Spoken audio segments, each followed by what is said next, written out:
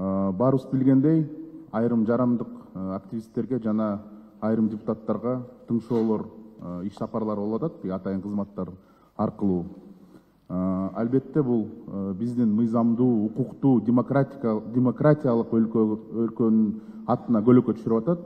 Суроо эмне үчүн ушундай прослушкаларга жол берилип атат? Жана көз карандысыз журналисттер союзу катары, мүчөсү катары дагы бир суроо берип кетет элем. Баарыбыз билгендей, сөз эркиндиги биздин мындай эң алгачкы бир жетишкенчилик деп саналат. Сиз президент болгондо айткансыз, ушу сөз эркиндигин камсыздайбыз, көз карандысыз журналисттерди колдойм, аларга басымдууга жол бербейм деп. Бирок тилекке каршы айрым чиновниктер азыр жанагындай сөз эркиндиктерге басмылоо кылып, жоопкерчилик болуш керек деген сөз менен жабынып, жанагындай көз карандысыз журналисттерди жөнгө салууга аракеттерин кылып атат. Сиздин позицияңыз ушул жактан өзгөргөн жокпу? Рахмат. Прослушкалар боюнча мен дагы деле айтып коеюн, урматты да экинчи жолу кайталап коеюн. Эгерде курал жарак издеп атса, ошол жоопко тартылып аткандар бири-бири менен сүйлөшүп атса телефондон, сенде канча курал бар, анан баланчанчы күнү чыга калалы, баланчанчы числонун эртеси чыга калалы, анан канча киши алып келе аласың деген сөздөр болуп атсанда, анан ГКМ банан унчукпай отура берсинби? Анан сотко кайрылып, мунун бардыгы мыйзам чегинде болуп атат. Сотко кайрылып, санкциясын алып, анан аган прослушка коюп, бул биздин эле мамлекет эмес, бул бардык дүйнө жүзүндө мамлекеттердин иши ушундай.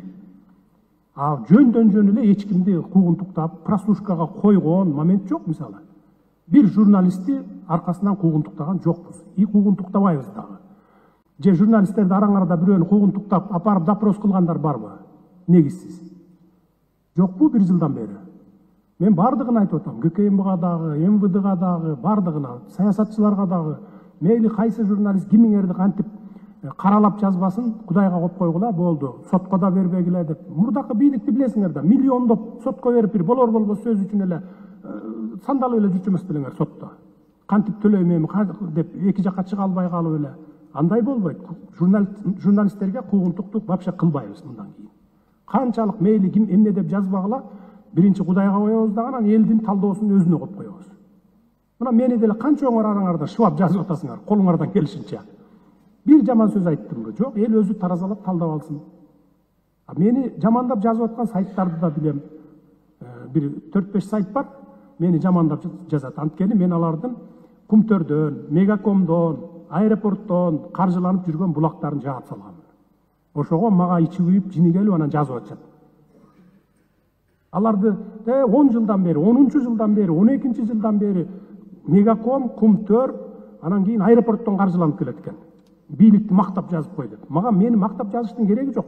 Мейли жамандап жазсаң жаза бер. Бирок мен мамлекеттик мекемелерде, Мегакомдагы, аэропорттагы, эми Кумтөр да мамлекеттик болду. Кумтөргө макул ал жакка мойнуна илип койчу экен. Мына могу сайттарды жылына каржылайсың деп.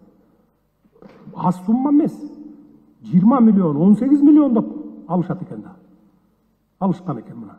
Мен ошонун бардыгын крест коюп койгом.